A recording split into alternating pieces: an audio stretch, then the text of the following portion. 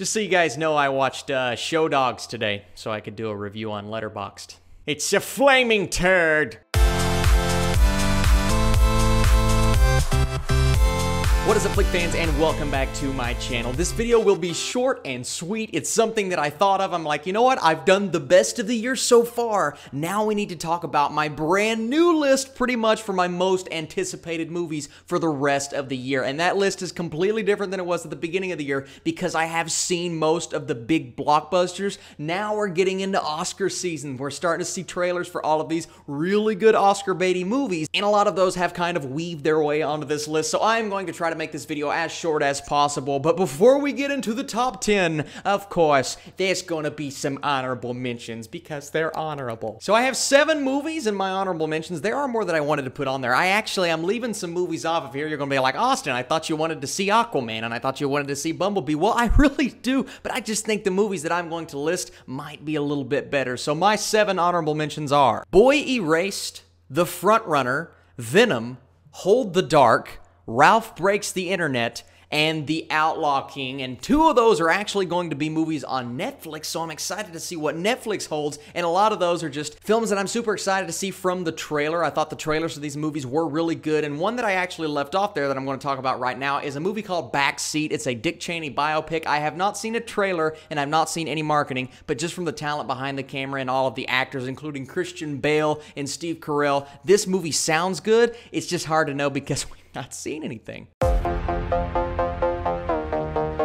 At number 10, this trailer really got to me. The more I watch, the more I like it, and that is the Bradley Cooper directed movie A Star is Born. I'm so excited to see what he can do behind the camera. We know he's good in front of it, but we don't really know a lot about Lady Gaga. I didn't watch American Horror Story. I heard good things, but I'm excited to see her. I'm excited to see their chemistry in the supporting cast, and let's see how Bradley Cooper does as a director.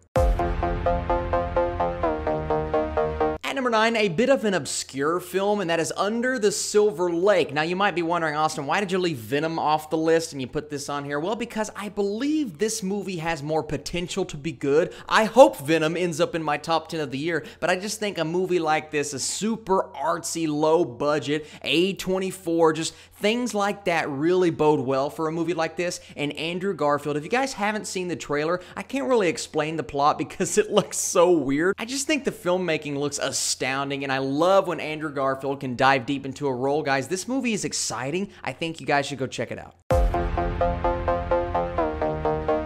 At number 8 is the movie that I do believe could top this list at the end of the year as being the movie that shined brighter than all of the others, and that is Roma. I am hearing fantastic things. I think the trailer looked phenomenal. The only reason it's not higher is because it is black and white and the trailer is a little slow, and I don't know if it excites me as much as these other ones, but that doesn't really matter because I honestly believe Roma could be one of the best films of the year. That's why it's in my top 10. Alfonso Cuarón. I just watched Children of Men the other day again, and Ooh. Bad Times at the El Royale. I keep watching that first trailer and just the way it's paced and the song and her running out at the end with the names popping up on screen. I think the trailer's fantastic, but even more importantly, I think Drew Goddard is such a talented dude, and what he brought us with a movie like Cabin in the Woods, I hope that translates here. I'm excited to see the actors like Jeff Bridges and Chris Hemsworth, guys. Bad Times at the El Royale looks really cool, and I think it could be interesting. If you are a fan of the band Queen, you are excited for Bohemian Rhapsody. The trailer is getting all of the Queen fans and all of the music fans in general really excited. I think Rami Malek could kill it as this lead character. I'm a little worried about how it's going to turn out because the director fiasco behind the scenes, but just from the marketing and just from what I'm hearing and the fact that they're premiering it a little bit early gives me hope.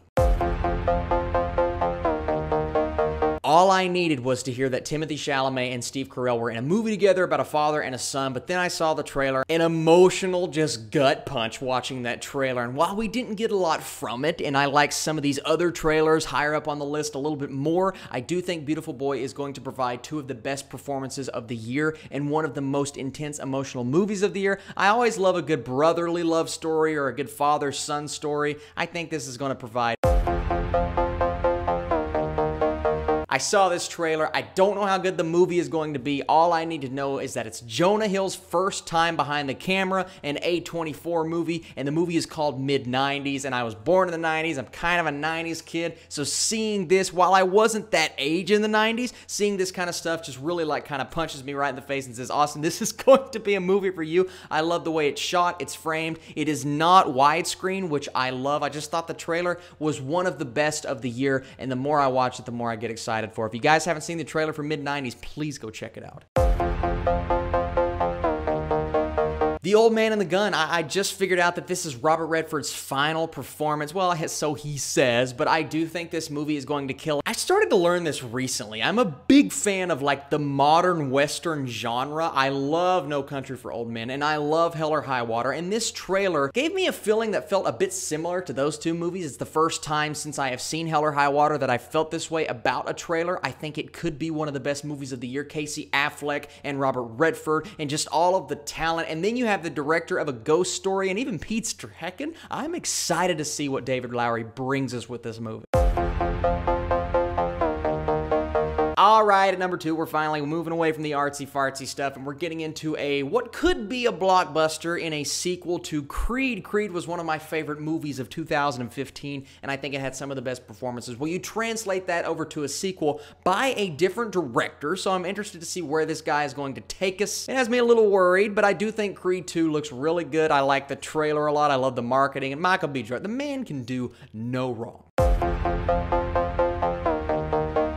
And at number 1, you guys knew exactly where I was going to go with this, and that is the Ryan Gosling starring, Damien Chazelle directed First Man. So I'm seeing the reviews come out, and while it's not like, oh, it's the best movie I've ever seen, I love this combination. Damien Chazelle and Ryan Gosling. First off, Ryan Gosling, who consistently pops up in my favorite movies of the year, no matter what year it is. And then Damien Chazelle, both movies he's directed so far are some of my favorite of all time, so I can't wait to see what he brings us. I thought the first trailer was good. I thought the second trailer was even better. I love a good biopic when you can deliver and not make it just conversations for 2 hours. Give me something at least a bit exciting. I think Chazelle can do that, and I'm really excited to see what they bring on screen. So that is it, and this video was actually longer than I intended it to be, but thank you guys so much for watching. What are your most anticipated movies for the rest of the year? Are you upset that I left out blockbusters like Mary Poppins and Bumblebee and Aquaman? All movies that I am looking forward to, and even The Predator. The trailer just came out. I wasn't on board with the first two trailers, but I watched this last one.